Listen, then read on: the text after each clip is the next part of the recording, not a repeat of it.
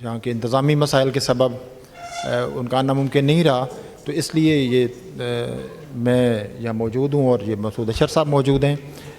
تو وہ جو ہم نے سوچا تھا کہ یہ تقریب زیادہ اچھے طریقے سے ہوگی، تو اس میں تھوڑا سا خلل آ گیا، لیکن ہم کوشش کریں گے کہ مسعود اشر صاحب سے ہم زیادہ گفتگو کریں ان کی کتاب کے حوالے سے اور ان کی افسانہ نگاری کے حوالے سے۔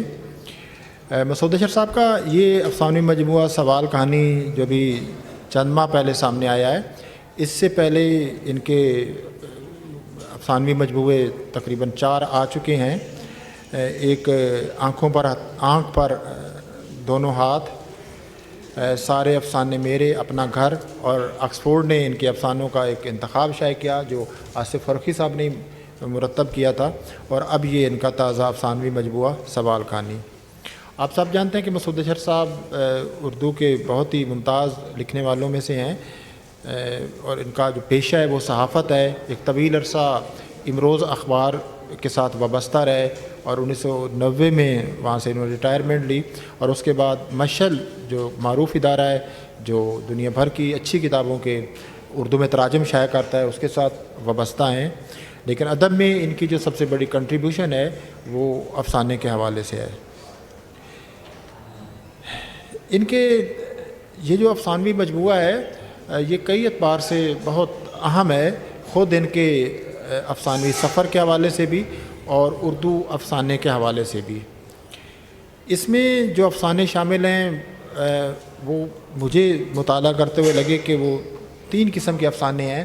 کچھ افسانے تو وہ ہیں جن میں پاکستان کی جو معاصر ایک صورتحال ہے، جس میں شدت پسندی ہے، جس میں عدم برداشت ہے، عدم رواداری ہے، اور ایک دوسرے سے نفرت ہے، اور اس نفرت کی بنیاد پر ایک دوسرے کے وجود کو برداشت نہ کرنا، وہ ایک ان کے ہاں ایک موضوع آتا ہے۔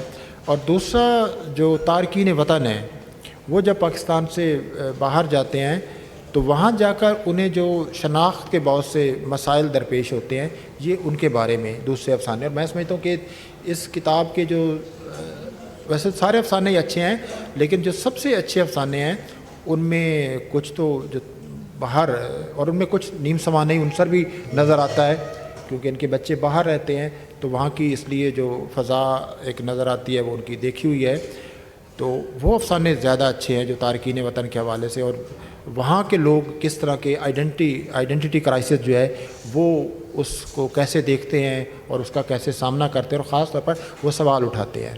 اور دوسرے جو بعض اچھے افسانے ہیں وہ خود پاکستان کی جو معاصر صورتحال ہے جس پہ لوگ بات کرتے ہوئے ڈرتے ہیں، اس کے بارے میں ہے۔ کتاب کا نام انہوں نے سوال کہانی رکھا ہے، یہ خود ایک بڑا ایک انوکھا نام ہے۔ اس طرح کے نام عام طور پر نہیں رکھے جاتے، اگرچہ اس نام کی ایک کہانی بھی ہے اور اس میں ایک سوال بھی ہے، لیکن سوال صرف ان کی اس کہانی میں نہیں ہے جو سوال کہانی کے نام سے لکھی گئی ہے، بلکہ تمام جو افسانے ہیں ان میں کسی نہ کسی شکل میں جو سوال ہے وہ ضرور سامنے آتا ہے۔ اب ویسے تو فکشن میں اگر ہم پرانا فکشن دیکھیں، قدیم فکشن، تو اس میں بھی ہمیں سوالات نظر آتے تھے۔ مثلا جیسے حاتم طائی نے اپنے سامنے 7 سوال رکھے، شہر بانو نے ان سے کہا کہ یہ 7 سوال ہیں، تو ان 7 سوالوں کی جواب میں وہ نکلے تھے، جیسے ایک بار دیکھا ہے، دوسری بار دیکھنے کی ہوس ہے، یہ سوال تھا، اس کا پہلا سوال تھا، تو اس کی تلاش میں نکلا۔ لیکن کلاسیکی فکشن میں جو سوال تھا اس کا معنی اور اس کا کردار اور تھا، اس کے ذریعے وہ کہانی، اس میں ایک ایڈونچر پیدا ہوتا تھا، نئی زمینوں کی دریافت پیدا ہوتی تھی، اور جو ہیرو ہوتا تھا اس کو اپنی صلاحیتوں کے اظہار کا موقع ملتا تھا، نئے خزانے، نئی زمینیں، نئے لوگ اور نئی چیزیں، ان سے ایک تعارف ہوتا تھا، اور وہ سوال زیادہ تر اس کہانی کو دلچسپ بنانے کے لیے ہوتا تھا، اور اس کے ذریعے ایک طرح کا جو دلچسپ سفر نامہ قسم کا وجود میں آ جاتا تھا۔ لیکن یہ جو سوالات اس افسانے میں، اس افسانوی مجموعے میں اٹھائے گئے ہیں، وہ اس طرح کے سوالات نہیں ہیں، یہ بنیادی سوالات ہیں۔ یہ سوالات سیاسی بھی ہیں اور سماجی بھی ہیں، اور ایک طرح سے جو ایگزسٹنشل یا ایک وجودی نوعیت کے سوالات ہیں۔ زیادہ تر ان میں سیاسی اور سماجی اور نفسیاتی جو سوالات ہیں وہ اٹھائے گئے ہیں، اور شاید اس لیے اٹھائے گئے ہیں کہ ایک تو مجھے لگتا ہے کہ مسعود اشر صاحب، ہر لکھنے والا جو ہوتا ہے وہ اپنے ذہن میں فکشن کا لازماً کوئی نہ کوئی تصور رکھتا ہے، اور اس کے ذہن میں فکشن کا مفہوم ہوتا ہے کہ مجھے کس قسم کی کہانی لکھنی ہے، کہانی میں کیا تجربات کرنے ہیں، کیا کیا چیزیں سامنے رکھنی ہیں. تو ان کے ہاں مجھے اس کم از کم اس مجموعے میں نظر آتا ہے کہ وہ جو کہانی لکھتے ہیں تو ان میں وہ جو بنیادی جو سوالات ہیں ان کو سامنے رکھتے ہیں. یعنی وہ کہانی وہ سٹوری کے طور پر نہیں لکھتے. یہ تو خیر اب ہمارے زمانے میں یہ چیزیں بالکل واضح ہو گئی ہیں کہ جس کو ہم فکشن کہتے ہیں اس میں جو سٹوری کا ایلیمنٹ ہوتا ہے وہ بہت پرانی چیز ہے. کہ اگر آپ صرف کسی فکشن کو اس لیے پڑھیں کہ اس میں آپ کو دلچسپ کہانی ملے گی تو وہ تو ایک خاص طرح کا جس کو پلپ فکشن آپ کہتے ہیں یا ایک پاپولر لٹریچر کہتے ہیں جو تفریحی ہوتا ہے کہ آپ یہاں سے وہاں تک جائیں گے وہ پڑھیں گے اور اس کے بعد ڈسٹ بن میں پھینک دیں گے تو وہ سٹوری. تو فکشن میں سب سے اہم چیز یہ کہ آپ اس کو ڈسکرائب کیسے کرتے ہیں، نیریٹ کیسے کرتے ہیں، اور اس کے ذریعے آپ بنیادی چیزوں کو ایکسپلور کیسے کرتے ہیں، وہ انسانی وجود کو کیسے پھرولتے ہیں، کیسے اس کو ایکسپلور کرتے ہیں، اور آپ کی جو مشکل جو آپ کے زمانے کے صورتحال ان کو کیسے. تو ایک طرح کی جو انٹیروگیٹ کرنا یا انٹیروگیشن ہے وہ مجھے ان کے یہاں نظر آتی ہے، اور وہ ان سوالات کا سامنا کرنا. اچھا، اب سارے جو سوالات اٹھائے گئے ہیں ان میں کچھ کے جوابات کی طرف اشارے موجود ہیں، لیکن مجھے کسی جگہ نہیں لگا کہ وہ اس پورے سوال کا وہ کہیں جواب ہو. مثلا جیسے سوال کہانی ہے اس میں وہ اس کے کہانی یہ کہ اس میں ایک کردار، یہ میں زیادہ بات اس لیے کر رہا ہوں کہ چونکہ مجھے یہی بات کرنی تھی اور ماڈریٹر ہے نہیں تو ان سے پوچھتے ہیں تو 1 گھنٹہ لہٰذا ان سے ضرور ہم بات کریں گے زیادہ تو اس لیے مجھے زیادہ بات کرنی پڑ رہی ہے. تو خیر اس میں وہ جو کہانی ہے سوال کہانی اس میں کردار ہیں، ایک خان صاحب کا کردار ہے، اس کی بیٹیاں ہیں اور ایک کہانی بیان کرنے والا ہے. تو وہ ایک فلم دیکھتے ہیں جس میں ایک جو گوری لڑکی ایک کالے لڑکے سے شادی کر لیتی ہے. تو اس فلم کو بہت پسند کرتے ہیں کہ دیکھیں یہ امریکہ میں ایک جو تحریک چل رہی تھی ایک مساوات کی اور گورے اور کالے کی تفریق تھی اس کے خلاف تھی، تو بہت اس کو پسند کرتے ہیں. لیکن جب اسی خان صاحب کی جو بیٹی ہے وہ اپنی مرضی سے اپنے ڈرائیور سے شادی کر لیتی ہے اور وہ پھر اس کہانی بیان کرنے والے سے ملنے آتی ہے تو اس کے ذہن میں یہ سوال اب میں کیا کروں. اب بظاہر تو کہانی میں جس طرح بیان کیا گیا اس سے لگتا ہے کہ اس کو یہ بات اچھی نہیں لگی. یعنی جو بات فلم میں آپ دیکھ رہے تھے دوسروں کے ہاں اگر ایک چیز ہو رہی ہے تو اس کو آپ بہت پسند کر رہے ہیں، اس کی داد دے رہے ہیں اور اس کو ایک عدم مساوات کو ختم کرنے کے ذریعہ کہہ رہے ہیں. لیکن جب خود آپ اس امتحان میں آتے ہیں، آزمائش میں آتے ہیں، تو اس وقت آپ تو وہاں یہ سوال کہانی ہے کہ اب میں کیا کروں. تو اس طرح کے کئی سوالات جن کے واضح جواب دینا بہت مشکل ہے وہ سوالات اس کتاب میں اٹھائے گئے ہیں. مسعود اشر صاحب، میں نے ایک چھوٹی سی تمہیدی گفتگو کی، اب آپ سے یہ پوچھتے ہیں کہ آپ نے اتنے جو ہمارے زمانے کے کون کون سے مشکل سوالات ہیں جن کو آپ نے سامنے رکھا یا جن کو افسانہ لکھتے ہوئے جو آپ کے سامنے آ گئے اور ان پہ یہ کہانیاں لکھی. شکریہ، آپ نے بہت تفصیل سے بات کر دی. اصل بات یہ ہے کہ مجھ سے زیادہ آپ جانتے ہیں کہ علم حاصل ہوتا ہے سوال کرنے سے، اور سوال کے لیے جب میں یہ کہتا ہوں کہ آپ سوال کرتے ہیں مسلمات پر بھی، وہ چیزیں جو اسٹیبلش فیکٹ کے طور پر لوگ مانتے ہیں، آپ اسے اگر سوال کرتے ہیں تو علم حاصل ہوتا ہے. اچھا، اسی سے ایک اور آگے چلے ایک تشکیک کا لفظ آتا ہے کہ آپ شک کرتے ہیں چیزوں پر کہ یہ شک یوں ہے یا نہیں ہے. تو اسی طریقے سے انسانی رشتوں کے بارے میں، انسان کے بارے میں، انسان کے اپنے وجود کے بارے میں، انسان کے اپنے دنیا کے ساتھ تعلقات کے بارے میں آپ سوال کرتے ہیں. تو میرا خیال یہ ہے کہ ہر ایک کے ذہن میں اس قسم کے سوالات آتے ہیں، لیکن ان سوالوں کو اب یہ کہنا کہ اس کا جواب، اصل میں وہ جواب مشکل ہوتا ہے جواب دینا. سوال یہ ہوتا ہے کہ آپ نے سوال کر دیا، جس سے سوال کیا ہے وہ اس سے کہا جاتا ہے کہ وہ خود تلاش کرو کسی چیز کو، اور اپنا بھی ایک ایکسپلور کرنے کی بات کی ہے. تو اب مثلا اس میں آپ نے شناخت کی بات کی ہے. شناخت ہمارا سب سے بڑا مسئلہ ہے، اور ایک شناخت اور ایک قوم پرستی. آپ کو شاید یاد ہوگا کہ میں ان کو گرودیو کہتا ہوں. وہ جو تھے اپنے انہوں نے اس پچھلی صدی کے شروع میں سوال یہ کہا تھا کہ یہ قوم پرستی جو ہے زیادہ، یہ ہمارے لیے تباہ کن ثابت ہوگی۔ رابندر ناتھ ٹیگور نے یہ کہا تھا اس وقت کہ یہ قوم پرستی ہے جو ہے یہ ہمارے لیے پریشان کن ثابت ہوگی، اور یہ آج ہم دیکھ رہے ہیں کہ جو قوم پرستی شدت ہے۔ پھر اس کے بعد ایک اور کتاب ہے، وہ امرتیہ سین کی کتاب ہے، وہ جس کا ترجمہ تشخص اور تشدد کے حساب سے کیا گیا ہے کہ ایک تشخص پر، ایک شناخت پر اصرار ہمیں تباہ کرتا ہے۔ ہمارا ایک شناخت نہیں ہے۔ ان افسانوں میں آپ دیکھیں گے کہ ہر جگہ جس پر پریشانی کا اظہار کیا کرتا ہے ہر کریکٹر، وہ یہ ہے کہ میری شناخت کیا ہے، میری شناخت کیا ہے، کیا میں آج کی دنیا میں ہوں، کل کی دنیا میں تھا، میرا خاندان کیا تھا، میرا خاندان کیا ہے، میرا ملک کیا ہے۔ حتیٰ کہ میں نے ایک ایسا کام کیا ہے جو میرا خیال ہے لوگوں کو پسند نہیں آئے۔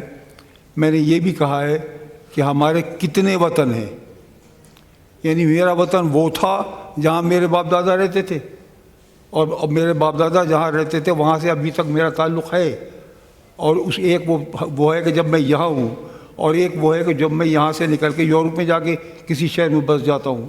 تو میرا وطن، وطنیت جو ہے وہ بھی ہمارے لیے بعض وقت خطرہ بن جاتی ہے۔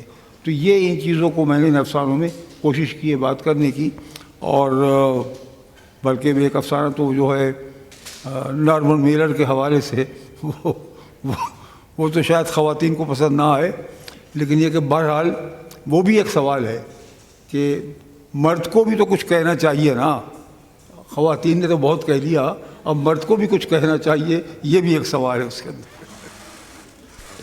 آپ نے بہت سے سوالات اٹھائے ہیں اور بہت سے مسلمات پر، اور ہمارے یہاں قوم اور جو وطن کے تصورات ہیں یہ بھی مسلمات کا درجہ رکھتے ہیں۔ اردو میں جو قوم کا جو ماڈرن تصور ہے وہ ظاہر ایک اور ہے، وطن تو ہم اس کو کہتے ہیں جہاں پیدا ہوئے، جہاں پلے بڑے، وہ آپ کا وطن ہے۔ قوم وہ ہے جس کو کہا جاتا ہے کہ وہ ایک امیجنڈ کمیونٹی ہے۔ آپ نے ایک تصور تشکیل دیا کہ اس کی ایک بنیاد رکھ دی، ایک زبان، ایک مذہب یا ایک نسل، تو یہ ایک قوم ہے۔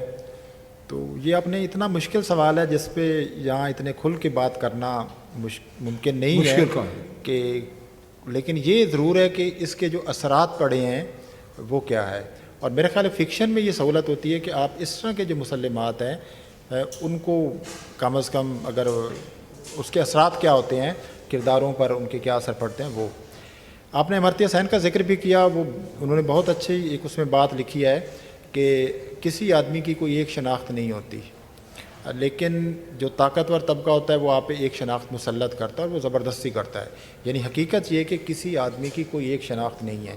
وہ ظاہر ہے ایک زبان بولتا ہے، اس کا تعلق ایک صنف کے ساتھ ہے، وہ کسی جگہ ملازمت کرتا ہے، اس کا کوئی پیشہ ہے، وہ ادیب ہے، تو اس طرح اس کی کثیر شناختیں ہیں۔ لیکن جب آپ ان کی کثیر شناختوں کا انکار کر کے کسی ایک شناخت پہ اصرار کرتے ہیں تو اس سے ایک جو ہے نا ایک جبر کا ایک وہ صورتحال پیدا ہوتی ہے۔ تو انہوں نے اس کی تاریخ میں بہت سی مثالیں دی، جن میں ایک مثال مجھے یاد آ رہی ہے اس کتاب سے، چونکہ آپ نے چھاپی، مجھے پڑھنے کا موقع ملا۔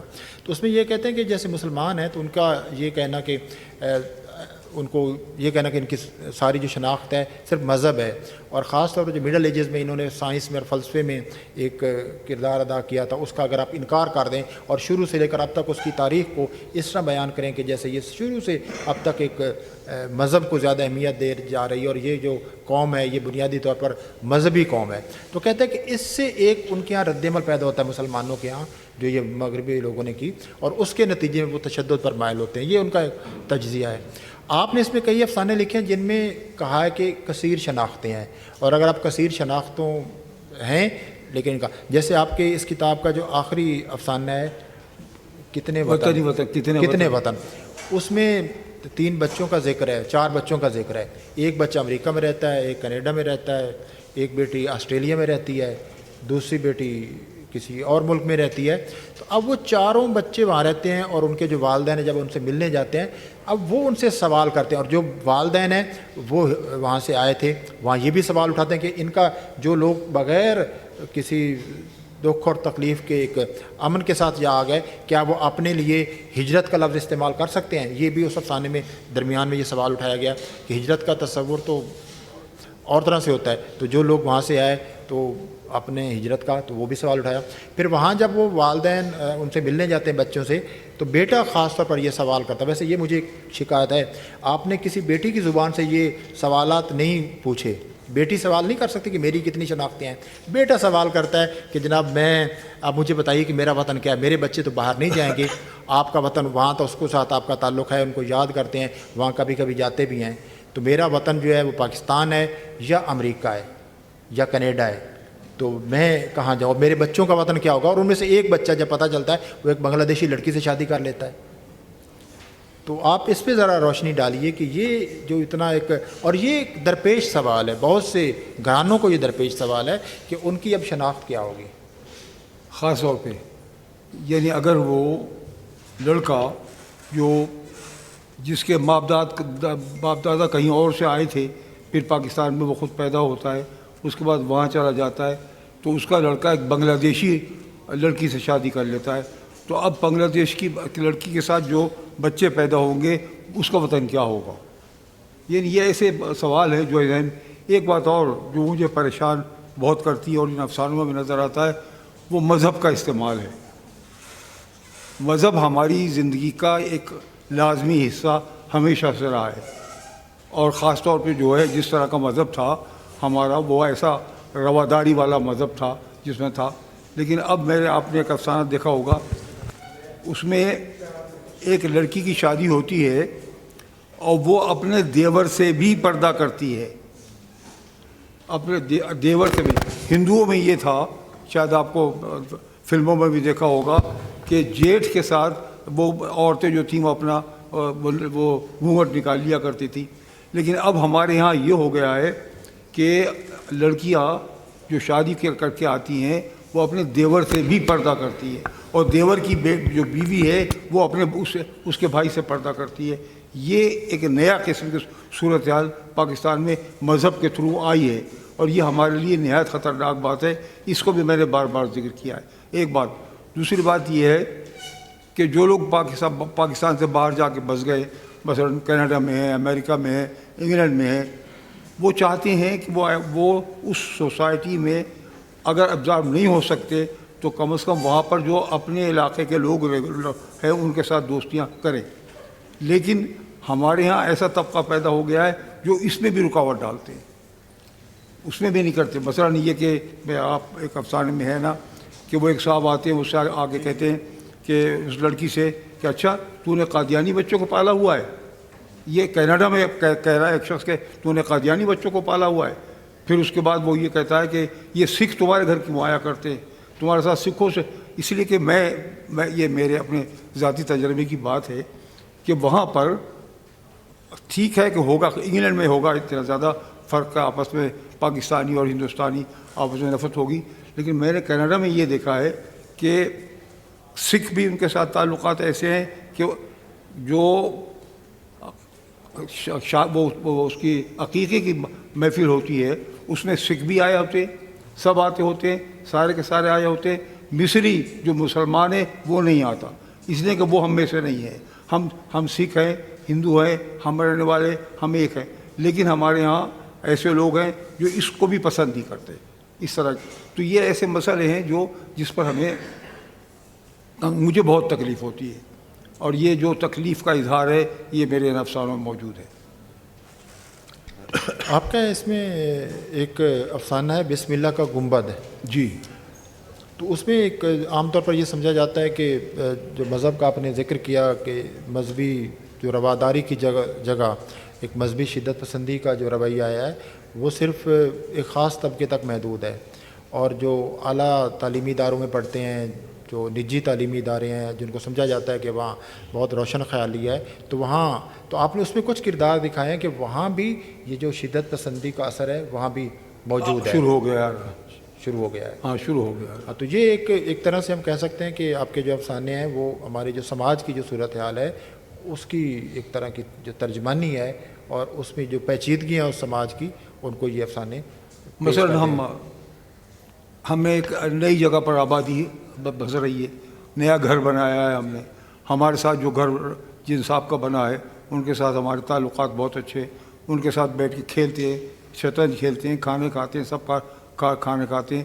لیکن جب وہاں ایسے لوگ آ جاتے ہیں تو وہ یہ کہتے ہیں کہ ہم تو ان کا کھانا نہیں کھائیں گے، اس لیے کہ وہ ہمارے مسلک کے نہیں ہیں. یہ جو پاکستان میں پیدا ہوا ہے نا، یہ نہایت خطرناک بات ہے. اور یہ اس کی طرف میں نے توجہ دلانے کی کوشش کی ہے کہ یہ ہمیں بہت بری طریقے سے ہمارے سوسائٹی کو تباہ کر رہا ہے. بلکہ اس میں آپ نے یہ بھی ایک جگہ لکھا ہے کہ اس لیے ان کے ساتھ وہ تعلقات قائم نہیں رکھتے کیونکہ ان کا جو گھرانہ تھا پاکستان بننے کے بعد مسلمان ہوا تھا. یعنی وہ مسلمان ہو گیا لیکن اس کا جرم یہ ہے کہ وہ پاکستان بننے کے بعد ہوا، وہ آج سے صدیوں پہلے مسلمان کیوں نہیں ہوا. تو آپ کے یہاں یہ بھی اس طرح کے جو ان موضوعات پہ بھی ملتے ہیں افسانے؟ بات یہ ہے کہ افسانہ لکھنے والا، خاص طور پہ کہانی لکھنے والا، وہ جو ہے چیزوں کو تلاش کرتا ہے چیزوں کو، اور جو چیزیں زیادہ چبھتی ہیں دل کو، ان کی طرف توجہ کرتا ہے اور ان کو سمجھنے کی کوشش کرتا ہے. یہ افسانے میں یہ نہیں کہہ سکتا کہ یہ کوئی چیز طریقے سے کسی کا منطقی انجام بیان کیا گیا کسی چیز میں. صرف سمجھنے کی کوشش ہے کہ یہ ایسا کیوں ہو رہا ہے، جو کچھ ہو رہا ہے یہ ہماری سوسائٹی میں کیوں ہو رہا ہے، اور اس سوسائٹی میں جو آہستہ آہستہ ہماری رواداری تھی وہ کیوں ختم ہوتی جا رہی ہے. یہ اس پر توجہ دینے کی کوشش کی گئی ہے. لیکن آپ یہ کچھ بتائیں گے کہ آپ جو کہہ رہے ہیں کہ رواداری ختم ہو رہی ہے، وہ کون سا زمانہ تھا جب یہ رواداری واقعی موجود تھی؟ اس زمانے کے بارے میں ذرا بتائیے. نہیں، آج سے کم از کم 20 میں 40-45 سال پہلے بالکل رواداری تھی. بالکل ہمیں ٹھیک ہے، وہ سیاسی طور پر ایک دوسرے کو کیا کرتے تھے لیکن آپس میں تعلقات میں اس طرح کا فرق نہیں تھا کہ تمہارا مسلک یہ ہے میرا مسلک یہ ہے، ایسا نہیں تھا. یہ آہستہ آہستہ اس طرح کا ہوا ہے. جو شدت پسندی پیدا ہوئی ہے وہ بہت آہستہ آہستہ پیدا ہوئی ہے، اور آپ کو پتہ ہے کیوں پیدا ہوئی ہے، اور آپ کو یہ بھی پتہ ہے کس نے پیدا کی ہے اور کیوں پیدا کی ہے. یہ سب پتہ ہے آپ کو؟ کو نہیں پتہ؟ پتہ ہے، سب کو پتہ ہے کہ کس نے پیدا کی ہے. تو آپ کچھ بتائیے نا، کس نے پیدا کی ہے، کیوں پیدا ہوئی ہے. اب میں کیا کھل کے بتاؤں، میں پکڑا جاؤں گا، مجھے بھی کو اٹھا کے لے جائے گا. جو یہاں اٹھا کے لے جاتے ہیں یہاں بھی اٹھا کے لے جائے گا. یہ انہوں نے ہی پیدا کی ہے جو اٹھا کے لے جاتے ہیں. چلے اچھا، ایک میں ذرا 2 مشکل سوال آپ سے کرنا چاہتا ہوں. ایک تو یہ کہ یہ بہت سے اس کتاب میں جو شامل افسانے ہیں وہ میں بہت نیم سوانحی یا سوانحی لگتے ہیں. جی، سوانحی یعنی آٹو بایوگرافیکل لگتے ہیں. ایسے لگتا ہے جیسے آپ کی زندگی کے اصل واقعات بہت سے ہیں ان کو آپ نے شامل کیا ہے. تو جب ایسا ہو تو اس میں جو فکشن ہے وہ ذرا کم نہیں ہو جاتا؟ فکشن تو ہوتا ہے، فکشن کا مطلب یہ کہ پڑھنے والوں کو کیا پتہ کہ یہ آٹو بایوگرافی ہے، یہ کیا، پڑھنے والوں کو نہیں پتہ. اصل بات یہ کہ جب آدمی لکھتا ہے تو اپنے حوالے سے ہی لکھتا ہے نا. باہر کی باتوں پر اگر لکھے گا تو زیادہ سے زیادہ رپورٹنگ ہو جائے گی. لیکن یہ کہ اپنے اندر سے جو کچھ پیدا ہوتا ہے اس کو لکھتا ہے، باہر کے حوالے سے اس میں ملا کے لکھا کرتا ہے تو فکشن بنتی ہے. صرف وہ نہیں ہوتا. جی، ہم آپ سے بات اس پہ ہم یہاں بیٹھے تو سے بات کر رہے تھے. جو نارمن ملر کا ذکر آیا تو یہ فیکشن کی جو اصطلاح تھی انہوں نے ایجاد کی تھی، اور وہ ظاہر ہے، لیکن فیکشن میں ظاہر ہے وہ چیزیں آتی ہیں آپ کے یہاں. دوسرا مشکل سوال یہ کہ آپ بہت سے افسانے شروع کرتے ہیں لیکن وہ جس طرح آپ نے کہا کہ وہ سوال مشکل ہیں، مجھے لگتا ہے لکھنے والے کو تو نڈر ہونا چاہیے. صحافی ڈرے سمجھ آتا ہے، فکشن لکھنے والے کو تو جرأت مند ہونا چاہیے. تو جو آپ پیچیدہ مشکل سوال اٹھائیں اور ان سوالات کے کہیں کہ جوابات دوسرے تلاش کریں، جیسے اب تانا شاہ کی بیٹی، اس میں سوال بڑا اچھا اٹھایا گیا ہے، بڑی اچھی بات کی کہ یہ اب ماں لوری دیا کرتی تھی تانا شاہ کے حوالے سے. تو لیکن وہ بعد میں اس کو آگے نہیں لے جایا گیا. تھوڑا سا اس پہ اگر تحقیق کی جاتی اس کے تو شاید وہ اس کا سوال کا جواب مل جاتا کہ وہ لوری کہاں سے آئی. کیونکہ آپ ہم سمجھتے ہیں کہ جو اورل ہسٹری ہے یہ اس کا بہت زیادہ چرچا ہے، تو وہ بھی ایک چلو تحریری طور پر تانا شاہ کو اور طرح سے بیان کیا گیا، ظالم حکمران کے طور پر بیان کیا گیا اورنگزیب عالمگیر کے بعد. لیکن عوامی جو ایک یادداشت تھی اس میں تانا شاہ ایک اور طرح کا کردار ہے.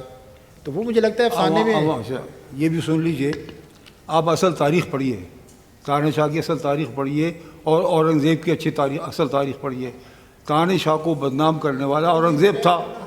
اورنگزیب نے اپنے بیٹے کی شادی اس کی بیٹی سے زبردستی کی تھی.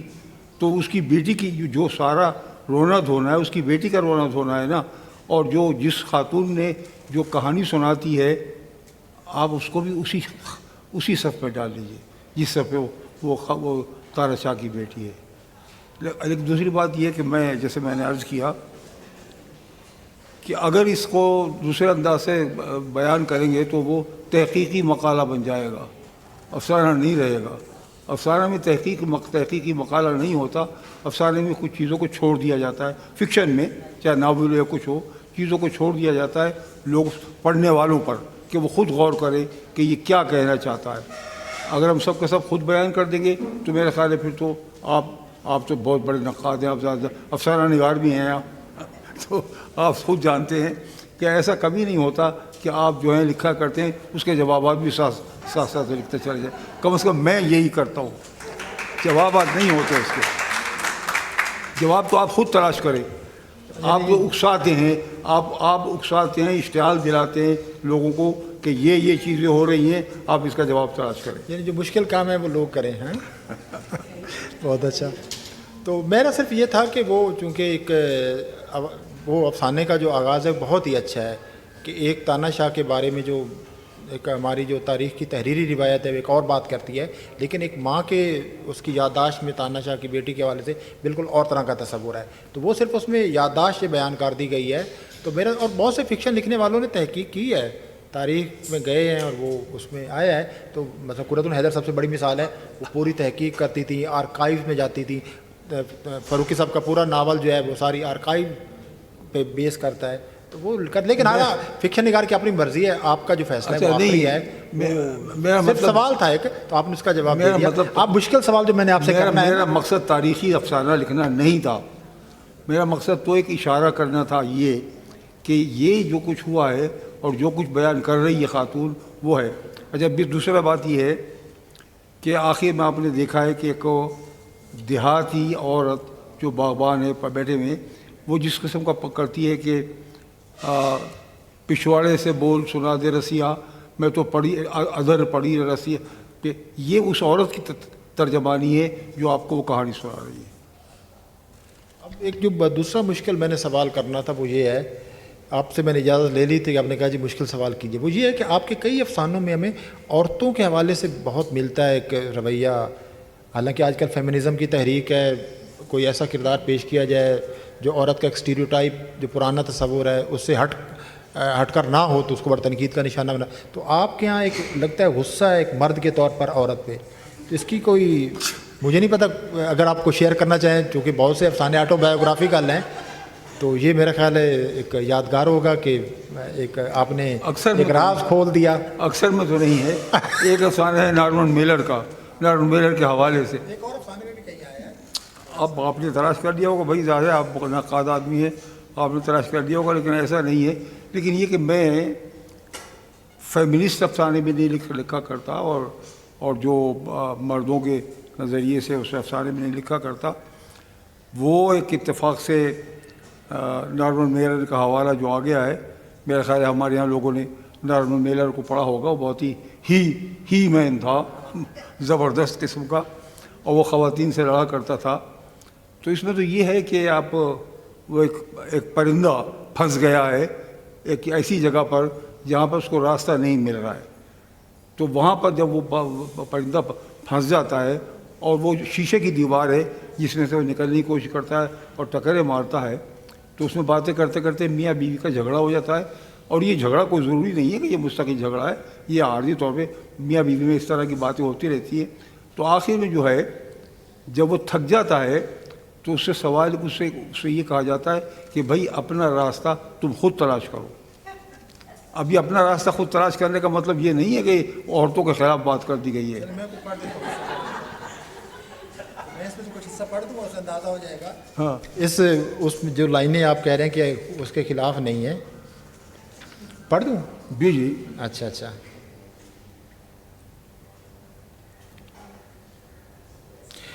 یہ ذرا سنیے, چونکہ میں جو بات کر رہا تھا وہ اس افسانے کو پڑھنے کے بعد پھر میرا خیال ہے آپ جو بات میں آپ سے پوچھنا چاہتا تھا پھر آپ شاید بتا دیں کہ پنجرہ اور قید تمہاری پسندیدہ چیزیں. وہ مسکرائی. کبھی تو یہ موقع آنا ہی تھا. یہ مرد کا جواب ہے. اب وہ پدے کو بھول گئے. کس نے قید کیا؟ کسے قید کیا؟ عورت ہونا ہی قید ہے. بیوی نے پھر کہا لگایا. گھر پر حکمرانی کرو اور گھر کے قیدی بن جاؤ. اچھا تو آ گئی اپنی آئی پہ. یہ آپ کی زبانی، یہ میری یعنی مرد کی زبانی، چونکہ یہ میں کے صیغے میں لکھا گیا ہے تو یہ میری آئی کیا ہوتی ہے؟ جواب: وہی جو تم اس وقت کر رہی ہو. میں وہ کر رہی ہوں جو مجھے بہت پہلے کرنا چاہیے تھا. یہ عورت کہتی ہے. او ہو تو یہ بات ہے. اس نے کہا لگایا. یہ بھی خوب ڈھکوسلا ہے. یہ اگلی لائن ہے خاص طور پر. اپنے مظلوم اور شہید ہونے کا آسمان پھاڑ شور مچاؤ. عورت ہونے کا خوب فائدہ اٹھاؤ. پورے فائدے اٹھاؤ اور اپنے عورت ہونے کے. ہر دروازہ کھلا ہے آپ کے لیے. میڈم، بیگم صاحب، آپا، باجی، آئیے تشریف لائیے. کیا خدمت کی جا سکتی ہے آپ کی؟ اور آپ ہر ایک پر روب جما رہی ہیں اپنے عورت ہونے کا. اگر ذرا خوبصورت ہیں تو سونے پہ سہاگا، کام شکل ہیں تو بھی کوئی فرق نہیں پڑتا. مردوں کو تگنی کا ناچ تو اس صورت میں بھی نچایا جا سکتا ہے نا. یہ آپ کے الفاظ ہیں. اچھا یہ خیر لمبی بات آ گیا ہے. وہ سب پیٹ پر ہاتھ باندھے کورس میں کہہ رہے ہیں کہیے کیا حکم ہے، دیوانہ بنوں یا نہ بنوں. وہ زور زور سے کہہ کے لگانے لگا. یہ کیا کہہ رہے ہو تم؟ بیوی کے ماتھے پر بل پڑ گئے اور آنکھیں چندی ہو گئیں. میں وہ کہہ رہا ہوں، یہ جملہ ذرا سنیے. آپ کہہ رہے ہیں عورتوں کے خلاف نہیں ہے. میں وہ کہہ رہا ہوں جو ہر مرد کہنا چاہتا ہے اور کہہ نہیں سکتا. اس کی آواز میں بھی تلخی آ گئی. عورت کا رو بھی اتنا ہے. چلو کہہ لو، آج کی عورت کا رو بھی اتنا ہے. تو آپ کہہ رہے تھے نہیں اس میں تو یہ صرف نارمن میلر کا ذکر ہے، تو کافی سخت قسم کے.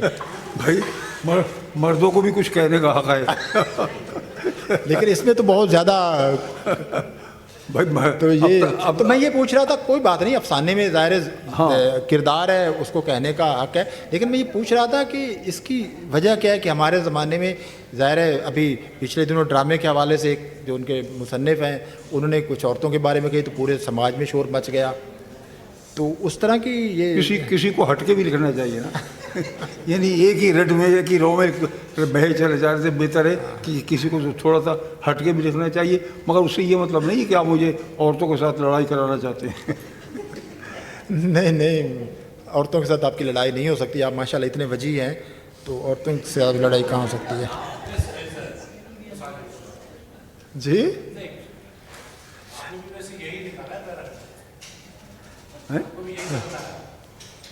اب ہاں یہ نہیں کہیے کہ یہ میرے کو دل کی آواز تھی اس لیے، لیکن ان کے مطابق تو ہر مرد کے دل کی آواز اس میں آپ بھی شامل ہیں. خیر اگلا افسانہ ان کا ہے ایک میں جو پوچھنا چاہتا ہوں وہ بھی ایک بڑے اہم موضوع پر ہے. وہ میری قبر. جی میری قبر. ہاں اس کے حوالے سے جس میں ملتان کا لوکیل بیان کیا گیا اور خاص طور پاکستان بننے کے بعد جو ایک نیا ایک صحافت کی زبان میں مافیا پیدا ہوا اور جس نے زمینوں پہ قبضے کی اور کس طرح قبرستانوں کو شامل کیا، تو اس کے بارے میں ضرور کچھ بتائیے کہ وہ بھی ایک پاکستان کی جو ایک طرح کی سماجی تاریخ ہے اس کی طرف اشارہ کرتا ہے. ہے ظاہر. ہاں تو اب دیکھیے نا کہ یہ آپ نے ملتان کا ذکر کیا ہے تو آپ اگر ملتان گئے ہوں تو آپ کو دیکھا ہوگا کہ جو وہ وہاں کا قبرستان ہے وہ صدیوں ہزاروں سال پرانا قبرستان ہے اور اس کے اندر سے راستے بن گئے ہیں، اس کے اندر سے گھر بن گئے ہیں، اس کے اندر سب بن گئے ہیں. تو یہ جو لالچ ہے چیزوں کو کرنے کا، اس کا مطلب یہ ہے کہ ہمیں اب جب ہم مکان بنا رہے ہیں قبریں صاف کرتے ہیں اس پہ آ کے قبضہ کر لیتے ہیں. یہ مطلب ہے اس کا کہ جو نیا پیسے والا نیا پیسہ جس کے پاس آتا ہے، نئی دولت جس کے پاس آتی ہے وہ سب کچھ کر سکتی ہے. یہ آپ نے بڑا مختصر جواب دی. میں چاہتا تھا کہ آپ ذرا اس پہ تفصیل سے بتا دیں کہ یہ جو میری قبر ہے، آپ نے تو بہت مختصر بات کی نا، ذرا تفصیل سے بتا دیں کہانی. اور کیونکہ میں ذرا بولتا رہوں گا تو وہ تو زیادہ نہیں. تفصیل سے یہ ہے کہ اس کہانی کو پڑھنا چاہیے کہ ایک ایسے صاحب جن کا ملتان سے تعلق نہیں ہے وہ وہاں آ کے کاروبار کرنا شروع کرتے ہیں اور وہ کاروبار کرتے ہیں کوئلے کا، اس لیے کہ ان کے خاندان کے یہ کوئلے کی کانیں ہیں کوئٹہ وغیرہ میں. تو وہاں پر وہ جو کریکٹر ہے جو وہاں جاتا ہے ان کے ساتھ دوستی کرتا ہے. تو دوستی کرتے کرتے اسے پتہ چلتا ہے کہ اس کے پاس تو کوئی گھر نہیں ہے. تو وہ یہ کہتا ہے کہ میں نے بھٹا لگا لیا ہے, اب آپ کو بھی میں اینٹیں دوں گا اور ہم مل کے مکان بنائیں گے. تو وہاں مل کے کہاں مکان بنائیں گے؟ قبرستان میں. اس لیے کہ قبرستان میں پھر ایک اور آپ نے اس میں دیکھا ہوگا کہ یہ ہزاروں سال پرانے قبرستان ہیں, یہ طے بنتے چلے جا رہے ہیں. تو اس میں نے یہ بھی لکھا ہے کہ جب اب آپ ٹرین میں جو ٹرینیں جب چلتی ہیں 3rd کلاس والی, اس میں جو آدمی گھسنے کی کوشش کرتا ہے, پہلے تو لوگ کہتے ہیں ٹھہر جاؤ راستہ نہیں ہے, اور پھر اس کے بعد وہ راستہ بنا لیتا ہے. تو لہٰذا قبر میں بھی یہی ہوتا ہے کہ جب قبر کھودنے کی کوشش کرتے ہیں تو پتہ چلتے ہیں یہاں تو کچھ نہیں ہے, لیکن پھر وہ قبر صاف ہو جاتی ہے اور انسان اپنے لیے قبر بنا لیتا ہے. افسانہ پڑھتے ہوئے مجھے منٹو کا شہید ساز یاد آیا ہاں. کہ اس میں بھی منٹو نے بھی پاکستان بننے کے فوراً بعد وہ افسانہ لکھا, اور اس میں بھی اسی طرح کا کردار ہے جو پرانی عمارتیں خریدتا ہے جو جلد گرنے والی ہوتی ہیں, اس میں لوگوں کو بس کرائے پہ بساتا ہے. تو اس کے بعد وہ بلڈنگز گر جاتی ہیں اور اس کی انشورنس کراتا ہے.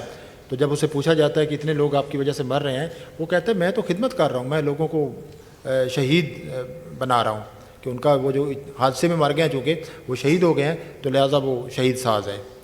تو پاکستان بننے کے بعد اس طرح کہ جو بہت سی ایک تبدیلیاں ہمارے یہاں آئیں اور نئے نئے طبقات پیدا ہوئے, اور کس طرح انہوں نے یہاں زمینوں پہ قبضہ کیا, قبرستانوں کو نہیں چھوڑا.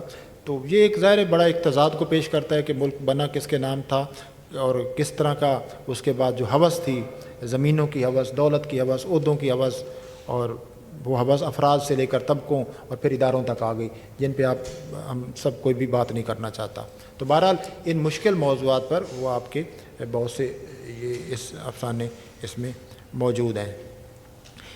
اس میں ایک افسانہ آپ نے لکھا ہے ملائیشیا کے حوالے سے بھی, کہ جو شدت پسندی ہے, چونکہ یہ ان کے افسانوں کا سب سے آپ کے افسانوں کا موضوع ہے, تو کس طرح جو شدت پسندی ہے اور ہم کوئی چیز برآمد کریں نہ کریں لیکن وہ بھی ہم دوسرے ملکوں میں ایک کر رہے ہیں, تو اس کے بارے میں کچھ بات کیجئے. اور وہ کردار بھی اس میں بڑا اچھا ایک ہے. بات یہ ہے کہ یہ جو جسے آپ شدت پسندی کہہ رہے ہیں یا مذہبی انتہا پسندی جو کہہ رہے ہیں, آپ تاریخ اٹھا کے دیکھیے, ہمارے یہاں سے ایکسپورٹ کی گئی ہے. انڈونیشیا, اگر آپ کے, میں نے انڈونیشیا کا لکھا ہے, انڈونیشیا کا جو معاشرہ ہے اتنا کھلا ڈھلا معاشرہ ہے کہ وہاں پر ایک مولانا کا نام تھا, مولانا ایشور یا کیا, سوکارنو کی بیٹی کا نام کیا تھا, ہندی میں نام تھا. وہاں پر باقاعدہ رام لیلا منائی جاتی ہے. میں نے دیکھی اپنے آنکھوں سے, وہاں رام لیلا منائی جاتی ہے, اور رام لیلا جلوس نکلتا ہے, اور اسی طریقے سے رام کا اس میں وہ مجسمہ لگا ہوتا ہے, اور وہ مسلمان نکالتے ہیں. میں نے وہاں پوچھا کہ یہ آپ کیا کر رہے ہیں, کہ آپ کو پتہ ہے یہ کیا کرتے ہیں؟ کہنے لگا ہمیں تو نہیں پتہ, یہ تو ہمارا ایک تہوار ہے, چلا آ رہا ہے صدیوں سے, ہم وہ تہوار منایا کرتے ہیں. تو وہ اتنا معاشرہ, اس قسم کا روادار معاشرہ ہے. وہاں پر ہمارا ایک آدمی جس نے پاکستان مدرسہ کراچی کے مدرسے سے پڑھا ہے, وہ وہاں پہنچ کے ان میں رکھنا ڈالتا ہے. یہ وہی جو میں نے آپ نے شروع کہا نا کہ میرا جو مسئلہ اور میرا جو دکھ اور میری تکلیف اور پریشانی یہ ہے کہ ہم نے مذہب کو کس طرح استعمال کیا ہے, بجائے اس کے کہ لوگوں کو آپس میں اکٹھا کرنے کے ہم نے ان کو توڑا ہے. اس لیے کہ اس نے میاں بیوی کو توڑ دیا. میاں بیوی کا رشتہ اس شخص نے جو کراچی سے گیا ہے, اس نے میاں بیوی کے رشتے کو توڑ دیا. اس طرح کے کئی موضوعات پر جو بہت حساس موضوعات ہیں, پیچیدہ اور مشکل, جن پہ بات کرنا ہے, وہ آپ کے تمام افسانوں میں. تو اب میرے خیال میں کچھ وقت رہ گیا, اگر آپ اس میں سے کچھ حصہ کوئی افسانہ تھوڑا سا پڑھ دیں, کچھ تھوڑا سا پڑھ دیں کسی کتاب سے کچھ حصہ, کوئی بھی آپ. 1 منٹ ہے, یہ میں کھول دیتا ہوں, آپ نہیں, میں کوئی بھی جو آپ سمجھیں.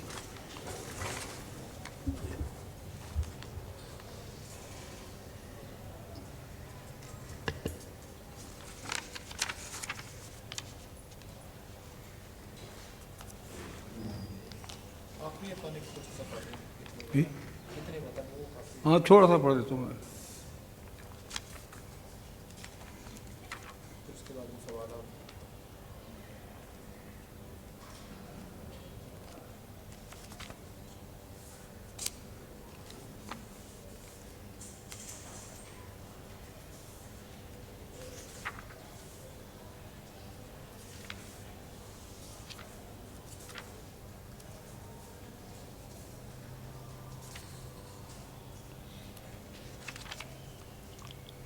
یہ وہی اس میں بھی سوالی سوال ہے. اس افسانے کا نام ہے اللہ کا نام سچا. کیا میں اپنی پرانی یادوں سے جان چھڑانا چاہتا ہوں؟ کہتے ہیں نا کہ اگر کوئی خواب بار بار یاد آتا رہے تو ایک بار وہ خواب کسی کو سنا دو، خواب آنا بند ہو جائے گا. اب یہ بات سچ ہے یا غلط؟ مگر کہتے یہی ہیں.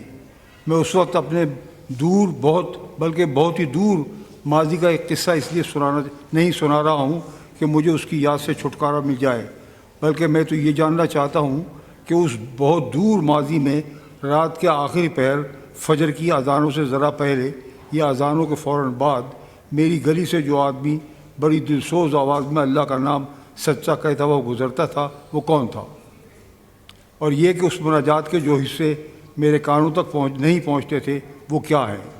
معاف کیجیے، میں نے گاتا ہوا کہہ دیا، گاتا ہوا نہیں، پڑھتا ہوا. ایک خاص لحن کے ساتھ پڑھتا ہوا. ہم متبرک و مقدس حمد و نعت یا مناجات کو لحن کے ساتھ گانے کو پڑھنا کہتے ہیں، گانا نہیں کہتے. میں گہری نیند سویا ہوا ہوں کہ اچانک میری آنکھ کھل جاتی ہے. ایک آواز آتی ہے، اللہ کا نام سچا، سب جھوٹا ہے. اور اس یہ کے بعد وہ آواز کہیں ڈوب جاتی ہے. میں پوری طرح جاگنے کی کوشش کرتا ہوں، تکیے پر سر جھٹکتا ہوں اور اپنے دماغ پر زور دیتا ہوں کہ اس یہ کے بعد کیا کہا گیا ہے. مگر فوراً پھر آواز ابھرتی ہے، تو کہتا میرا میرا، یہاں کون تیرا، چڑیوں کا ہے بسیرا، سب جھوٹا ہے یہ. اور اس یہ کے بعد پھر وہ آواز غائب ہو جاتی ہے. میری نیند اڑ جاتی ہے. دیر تک کروٹیں بدلتا رہتا ہوں اور کڑی سے کڑی ملانے کی کوشش کرتا ہوں. یہ پورے مصر کیا ہے؟ یہ کسی ایک دن کا قصہ نہیں ہے. ہر رات ایسا ہی ہوتا ہے، ہر رات یا ہر صبح. اور رات کا آخری اور صبح کا پہلا پہر ہوتا ہے نا، میں پریشان ہوتا ہوں. میں جھنجھلا جاتا ہوں کہ یہ دونوں پورے مصرے میری سمجھ میں کیوں نہیں آتے. اس آدمی کی آواز آخر میں ڈوب کیوں جاتی ہے؟ میری یہ پریشانی اس وقت تک رہتی ہے جب تک وہ آدمی میری گلی سے گزر نہیں جاتا. پھر مجھے نیند آ جاتی ہے، میں سو جاتا ہوں، وہ نیند جو سولی پر بھی آ جاتی ہے. اور پڑھوں آگے سے سوالات کچھ میرے خیال سے کیا سوال کریں. ہاں جی، شکریہ بہت.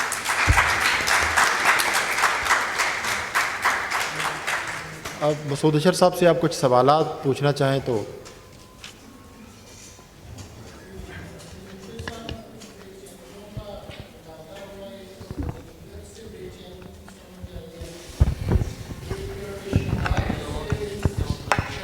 سے قدر شریفانہ فاصلہ اختیار کرنا چاہتے ہیں. دوسرا، اپنے ملک کے لوگوں پہ شاکی ہیں کہ یہاں سے لوگ ایکسپورٹ کرتے ہیں شدت پسندی. اگر ہم دنیا کے لوگوں کی طرف دیکھیں تو وہ تو سارے کے سارے شناخت کی طرف ہیں. اگر کافکا کے ہاں پراگ کی شناخت نکال دی جائے، بالزاک کے ہاں جو ہے وہ فرانس نکال دیا جائے، ڈبلنز نکال دیا جائے، پک پیپرز جو ہیں ڈکنز کے وہ نکال دیے جائیں، ٹیل آف ٹو سٹیز نکال دی جائے. میرا خیال ہے کہ مذہب جو ہے وہ کچھ انسانوں کے ذاتی کردار کا نام ہرگز نہیں ہے جو بم پھاڑ رہے ہیں اور پتہ نہیں کیا کیا پھاڑ رہے ہیں. وہ یہ مذہب کو اس کو جنرلائز کر کے دیکھنا اور اپنے معاشرت سے اس قدر، میرا خیال ہے ایک لکھنے والے کا شریفانہ فاصلہ کچھ عجیب سا لگتا ہے. کیونکہ لکھنے والا تو آبادی چاہ رہا ہے، اگر بربادی چاہ رہے ہیں تو وہ لوگ چاہ رہے ہیں کہ ایک ملک کا جنرل ہے، وہ سعودی عرب کے بادشاہ کو پیغام دینے چاہ رہا ہے، عراق کے وزیر اعظم کی زبانی اور قاسم سلیمانی کے طیارے سے خطرہ پیدا ہو گیا 7 سمندر پار میں. تو میرا خیال ہے مہذب دنیا کو یہ آپ کی کتاب ترجمہ کر کے زیادہ ضرورت ان جگہوں پہ میرا خیال ہے محسوس کی جا سکتی ہے جس کا اطلاق شاید ہم اس خطے پہ کر رہے ہیں. یہ بڑے بہترین سے لوگ ہیں، چپ کر کے عرسوں پہ دمالیں ڈالنے والے، ملنگ بھنگ پینے والے، ایک موجی قسم کے لوگ ہیں. سوال کیا ہے؟ سوال کیا ہے؟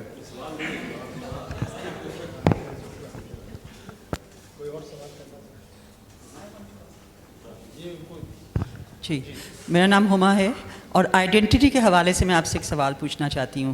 میں انگلینڈ سے آئی ہوں، میں بچپن سے لنڈن میں رہتی ہوں. تو وہاں پر جو آئیڈینٹی کا تصور ہے وہ یہ ہے کہ identity is not a fixed thing, it's fluid depending on where you are.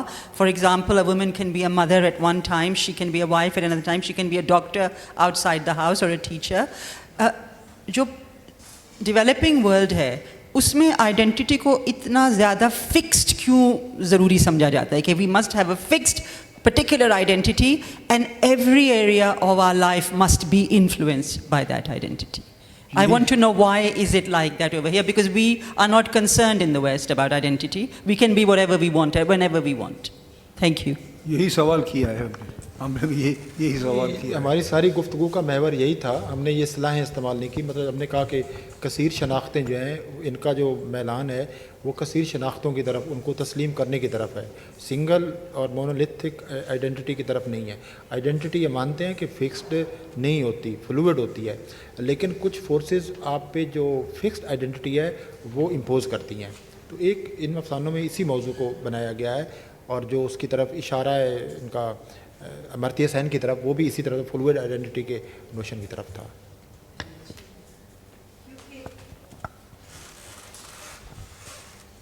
کیونکہ کہانی افسانوں کا جو مجموعہ ہے اس کا مین جو ٹائٹل ہے کہ سوال, تو اس سوال میں ایک, اور آپ نے کہا کہ جی ریڈر پہ جواب ڈھونڈنا ہے, تو کیا ہم جو ابھی بات ہو رہی ہے کہ ہمارے جیسے ملکوں میں ہمارے اوپر ایک آئیڈینٹی ٹھوکی جاتی ہے, اور اگر نہ بھی ٹھوکی جائے تو ہمیں کہا جاتا ہے کہ آپ اس پیمانے سے باہر نہ نکلیں, تو کیا یہ وجہ اس لیے نہیں ہے کیونکہ ہمارے ارد گرد سب کچھ توڑ پھوڑ کیا جا رہا ہوتا ہے, اور ایک یہی چیز لے کے آپ کو کہا جاتا ہے کہ اس سے پہلے کہ آپ بھی ٹوٹ پھوٹ جائیں, آپ اپنے آپ کو اس کے اندر ہی بند کرنے, کیونکہ انہوں نے بات کی پنجرے کی, انہوں نے بات کی مطلب قید کی, تو نکلنے کے لیے آپ کو سوچنا پڑتا ہے, آپ کو جواب ڈھونڈنے پڑتے ہیں. تو میرے مطلب میں جب ان کی کتاب پڑھ رہی ہوں تو مجھے یہ سوالوں کے جو جواب ہے وہ یہ ہے کہ یہ کیوں ہو رہا ہے میرے ساتھ. تو اس جو ایک جستجو ہے کہ یہ کیوں ہو رہا ہے, اور میرے خیال میں جو بھی لوگ جہاں بیٹھے ہیں ہم سب کی یہی سوچ ہے کہ کیوں ہو رہا ہے. تو it could be and it is because we are living in a society where we do not know anything. We are like headless chickens, اور گھوم رہے ہیں کہ جی چلو شاید یہ مجھے جواب دے دے. اب اتنے سال پرانے پاکستان کے بعد اب ایک نئے پاکستان کی ضرورت ہے, پھر وہ جو بنایا تھا پاکستان اس کو بھی ایک نئے نام کی ضرورت ہے کیونکہ ہمارا اسلام کم تھا, تو اسلامک اس سے لگانے سے شاید ہم اب اسلامک ہو جائیں.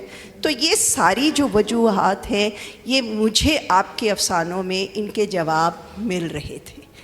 آپ ایک جستجو جو ہے, اور جو افسانوں کا کسی بھی معاشرے میں ہو, whether it's Europe, whether it's the US, anywhere in the world, the job of a writer is to generate questions and not come up with answers, because when you are coming up with answers, then that's propagandist literature. That's not literature at all. آپ نے صحیح فرمایا, جستجو کا مسئلہ ہے. دیکھیے نا, آپ یہ خاص طور پہ ہمارے نیّر صاحب کا موضوع ہے گلوبلائزیشن, پوسٹ گلوبلائزیشن. ہم جو کپڑے پہنے بیٹھے ہیں وہ کون سے کپڑے, ہم جو کھانا کھاتے ہیں وہ کس کا کھانا کھاتے ہیں, ہمارا ہی کھانا تھا, ہمارے ہی کپڑے تھے ہم جو پہنا کرتے تھے. تو یہ سب چیزیں جو ہیں یہ آپ کو پریشان بھی کرتی ہیں اور آپ کو سوچنے پر مجبور بھی کرتی ہیں کہ یہ ہم کیا شناخت ہے ہماری شناخت وہی ہے کہ ہم ایک گلوبل سوسائٹی کا فرد ہیں, اور چونکہ گلوبل سوسائٹی کا فرد ہیں تو ہمارے اندر وہ سب کچھ ہے جو ایک گلوبل سوسائٹی میں ہونا چاہیے یا ہوتا ہے. اچھا, لیکن یہ کہ اس کا یہ مطلب نہیں ہے کہ ہم نے اپنی تہذیب چھوڑ دی. ہماری تہذیب ہمارے اندر کہیں پھنسی ہوئی ہے, اور وہ تہذیب ہماری ابھر کے بار بار سامنے آتی ہے. ہم پرانے گانے سنتے ہیں, ہم پرانے کلاسیکل گانے سنتے ہیں, ہم پرانی کہانیاں پڑھتے ہیں, ہم پرانی داستانیں پڑھتے ہیں, یہ سب پڑھتے ہیں, یہ سب ہے. لیکن رہتے کہاں ہیں؟ ایک گلوبل پوسٹ گلوبل سوسائٹی میں.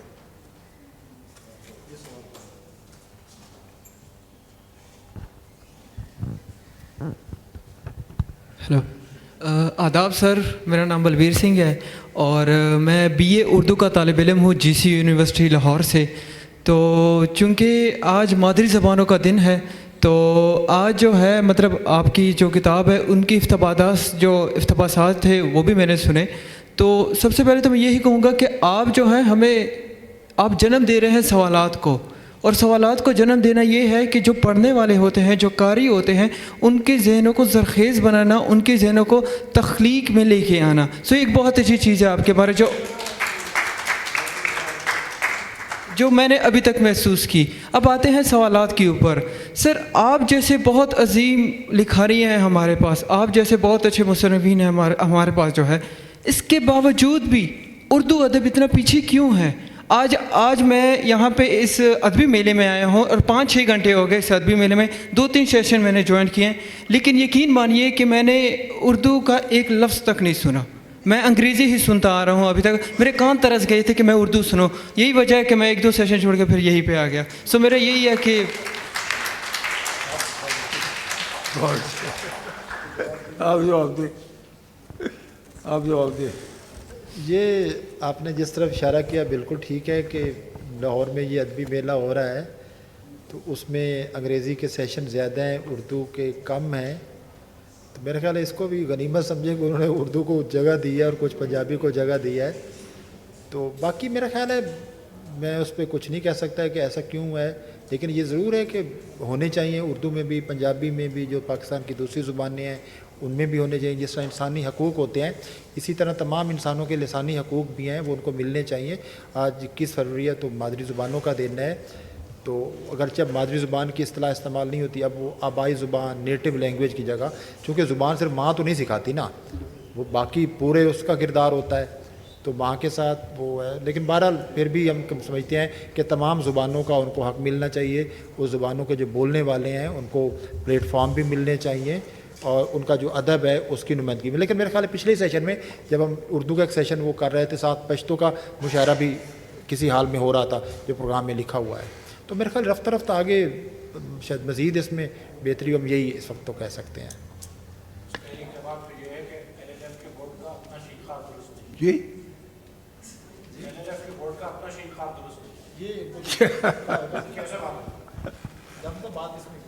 جی میں کہہ رہا تھا کہ جو آپ فرما رہے ہیں، جنہوں نے بھی سردار جی نے بھی اٹھائی بات، وہ بڑی صحیح ہے. اس کی وجہ یہ ہے کہ جو LLF کا بورڈ ہے اس میں ہمارے دوست بھی ہیں، ان کا اپنا شین قاف درست نہیں ہے.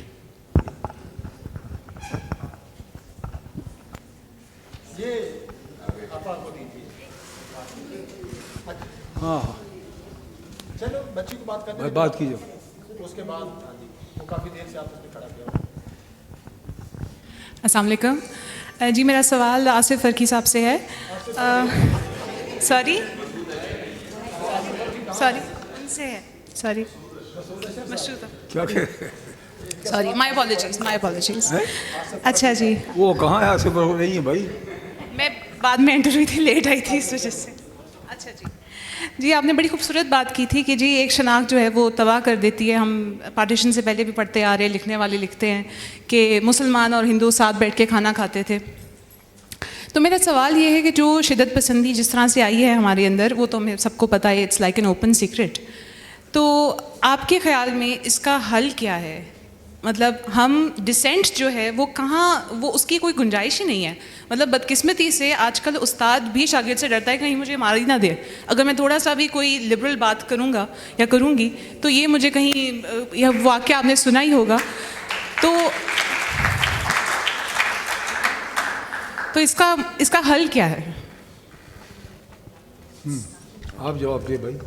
دیکھیں مسعود اشر صاحب بہت سمجھدار ہیں کہ وہ ہر مشکل سوال میری طرف کر دیتے ہیں. آپ جواب دیں. یہ ڈر گئے کہ ان کو کوئی اٹھا نہ لے، لیکن یہ ان کی پوری کوشش ہے کہ مجھے کوئی ضرور اٹھا لے. ہاں، اور وہ جو اٹھانے والے ہوتے ہیں ان کے چہرے ہمارے جیسے ہی ہوتے ہیں، تو لہٰذا یہ پہچاننا مشکل ہے کہ یہاں کون بیٹھا ہے جو باہر گیٹ سے ہمیں نہیں جانے دے گا. تو خیر اس کا یہ بات ٹھیک ہے کہ ہماری جو سوسائٹی ہے 19ویں صدی میں جب لوگ کتابیں لکھتے تھے اور ان سے اختلاف ہوتا تھا تو زیادہ سے زیادہ وہ کتاب جلا دی جاتی تھی. جس طرح ڈپٹی نذیر احمد کی کتاب جو تھی وہ امہات الامہ، وہ انہوں نے خود وہ اپنے ہاتھوں جلا دی، اور خود ان کے ناول میں بھی کتاب سوزی کا ایک بڑا واقعہ ہے، توبۃ النصوح میں کتابیں جلا دی جاتی ہیں. تو ہمارا جو سفر ہے، جو سماجی ارتقاء کا سفر ہے، وہ کتاب سوزی سے آدم سوزی تک ہے. اب ہم انسانوں کو، اب جو ہم سے اختلاف کرتا ہے، ہم اس کے گھر کو نہیں جلاتے، براہ راست اس کو جلا دیتے، اس کے پورے ایک اس کے یعنی اس کے وجود کو ایلیمنیٹ کر دیتے ہیں. یہ تو حقیقت ہے اور یہ بالکل ٹھیک بات ہے. میں بھی ایک استاد ہوں، میں جب کلاس میں جاتا ہوں تو میں انتہائی احتیاط سے کام لیتا ہوں، اور میں شاید جو باتیں یہاں کر رہا ہوں وہاں کلاس میں کرنا، میرے یہاں طالب علم بھی میرے بیٹھے ہیں، یہ گواہی دیں گے، میں بہت احتیاط کرتا ہوں کہ کچھ پتہ نہیں ہوتا کہ ہمارے اندر جو شدت پسندی ہوتی ہے آپ کے اندر نئے نئے جذبات کو جنم دیتی ہے، اور کچھ پتہ نہیں ہوتا کہ وہ آپ کے کس لفظ یا جملے سے ان کے جذبات بھڑک جائیں، خود انہیں بھی پتہ نہ چلے، کیونکہ ان کی اتنی کنڈیشننگ ہو چکی ہوتی ہے کہ وہ تشدد پر اتر آئیں. تو لہٰذا یہ خوف تو ہے. اب سوال یہ کہ اس کا حل کیا ہے؟ تو میرے خیال اس کا ایک حل تو یہ کہ اس مسئلے پر سب کو کھل کر بات کرنی چاہیے. یہاں سے آغاز ہوتا ہے. ہم سب خوف زدہ ہیں اس وقت، بات کرنے سے ڈرتے ہیں. جو آپ نے کہا کہ ڈر ہے کہ کوئی اٹھا نہ لے، یہ ڈر واقعی ہے، یہ کوئی فرضی ڈر نہیں ہے، حقیقی. لیکن اس ڈر کا سامنا کر کے اس مسئلے پہ بات کرنی چاہیے. تو میرا خیال ہے اگر ہم سارے اس پہ بات کریں، اور کیونکہ ہم یہ سمجھتے ہیں کہ بات کرنے کا مطلب ہوتا ہے کہ جو سننے والے ہیں ان کے اندر ایک بنیادی انسانی صلاحیت ہے کہ آپ کی دلیل سے وہ قائل ہو سکتے ہیں. تو دلیل اور شائستگی کے ساتھ جو ہمارے یہاں بات کرنے کا ہے وہ رہنا چاہیے، اور جو لوگ اس شدت پسندی کے ذمہ دار ہیں ان تک یہ بات رفتہ رفتہ پہنچائی جاتی رہنی چاہیے. اور جس طرح انسٹیٹیوشنلائز کیا گیا اس شدت پسندی کو، اس کے خلاف بھی. اور ہمیشہ سے جو ساری تبدیلیاں ظاہر سیاستدانوں سے تبدیلیاں نہیں لاتی، وہ ظاہر دانشور طبقہ ہی لاتا ہے. تو ہمارے یہاں جو وہ سپیس ہے دانشور طبقے کی، وہ بڑی سکڑی ہوئی ہے. اگر کچھ دانشور ہیں تو وہ خوف کا شکار ہیں، تو انہیں اس خوف سے نکل کر اس پہ بات کرنی چاہیے. تو بات اگر نہیں کریں گے تو میرا نہیں خیال کہ یہ اس کا کوئی اور حل ہے. حل تو یقیناً سیاسی ہوگا، اوپر کچھ فیصلے کیے جائیں گے، لیکن جو عوام ہے جو اس کا نشانہ بنتے ہیں وہ اس مسئلے کی نوعیت، اس کی پوری شدت کو پوری طرح سمجھیں اور خود اپنے آپ کو آمادہ کریں اس سے نکلنے کی. تو یہی کہا جا سکتا ہے. اصل میں تو یہ کہتا ہوں، ایک سینسر ہوتا ہے حکومت کا اور ایک سینسر ہوتا ہے عام آدمی کا. ہمارے ہاں عام آدمی کا سینسر زیادہ خطرناک ہے، بہت زیادہ خطرناک ہے. ہم لکھتے وقت سوچتے ہیں کہ یہ فرقہ ناراض ہو جائے گا، یہ ناراض ہو جائے گا، یہ خطرناک جو ہے. تو میں سب سے یہ کہا کرتا ہوں، نئے لکھنے والے خاص طور پہ، سچ بولو، اپنے آپ سے سچ بولو. اصل مسئلہ ہے اپنے آپ سے سچ بولنے کا. جب آپ اپنے آپ سے سچ بولیں گے تو آپ سچی بات کریں گے. اچھا، اور اس کے بعد پھر یہ ہے کہ آپ لکھنے کا طریقہ اتنا زیادہ اچھا ہے ہمارے یہاں فکشن میں کہ کسی نہ کسی طرح آپ بات کر ہی لیتے ہیں. یعنی آپ لاکھ ڈرتے ہو لیکن کسی نہ کسی طرح آپ اپنی بات کہہ دیتے ہیں اور پہنچا لیتے ہیں. بلکہ میں تو یہ کہتا ہوں کہ ہمارے ایک دوست کی کتاب کو پابندی لگ گئی تھی اس کے زمانے میں، ضیاء الحق کے زمانے میں. اب جو ہے ہماری حکومت خدا کا شکر یہ پڑھتی نہیں ہے. ہمارے حکمراں کتابیں ہی نہیں پڑھتے. اردو کتابیں پڑھتے ہیں، انگریزی نہیں پڑھتے. آسانی ہے، آپ اردو پڑھی کتاب اٹھا لی، ان کو کچھ پتہ نہیں چلتا کیا لکھا جا رہا ہے کیا نہیں لکھا جا رہا ہے. 2 منٹ بہت شکریہ. میری خبر لو. میرے پاس کوئی سوال نہیں ہے، پر جو سوال آپ کی کہانیوں سے دہرائے ناصر صاحب نے، یا جو یہاں سوال پوچھے گئے اور آخر میں آپ نے جو میرے محبوب کا ذکر کیا، تیسری نسل ہے جو جنرل ضیاء کے ہاتھوں اس وقت میری آنکھوں کے سامنے برباد ہوتی ہوئی کھڑی ہے. اور آپ کا کہنا صحیح ہے کہ عوام کے غصے سے ڈریے. عوام کا تو پتہ نہیں کہاں گئے عوام، کیونکہ اب تو سب خواص ہیں، فرقوں میں بٹے ہوئے ہیں اور سب اپنی اپنی جگہ خواص ہیں. وہ عوام تو رہے نہیں. دوسری بات یہ ہے کہ جو ہمارے حاکم رہے ہیں وہ خوف زدہ حاکم ہیں، اور وہ اپنی حکومت اور اپنی حاکمیت دونوں سے صرف خوف پھیلاتے. میں یہ کہنا چاہتی ہوں کہ میں ایک پرانا پاپی استاد ہوں، اور میں سب سے زیادہ سچ اپنی کلاس میں بولتی ہوں، کیونکہ اس نسل کو سچ سننے کی عادت پڑنا چاہیے۔ یہاں جو ہم 100 لوگ بیٹھے ہیں اور ایک دوسرے کی بات کر لیتے ہیں، اور سوال یہ ہے دراصل کہ جو اپنے زور بازو پہ زندہ نہیں رہ سکتے، سیاست کہیں سے ادھار آتی ہے، عقیدہ کہیں سے ادھار آتا ہے، روٹی کہیں سے ادھار آتی ہے۔ میرا حاکم وقت کہتا ہے سکون قبر میں ملے گا، میرے وقت کا ملا کہتا ہے کہ ساری بے سکونی قبر سے شروع ہوگی، تو میری تو زندگی بھی حرام ہوئی اور موت بھی۔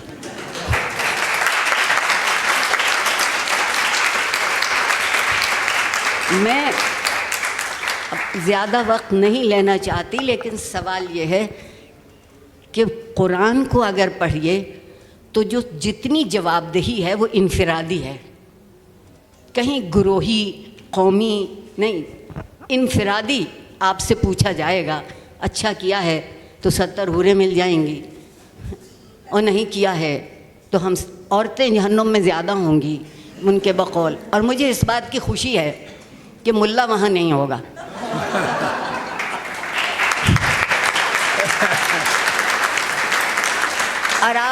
اور آپ میری بات کا یقین کر لیجئے کہ میرے لیے وہ جہنم جنت ہو جائے گی جہاں ملا نہیں ہوگا۔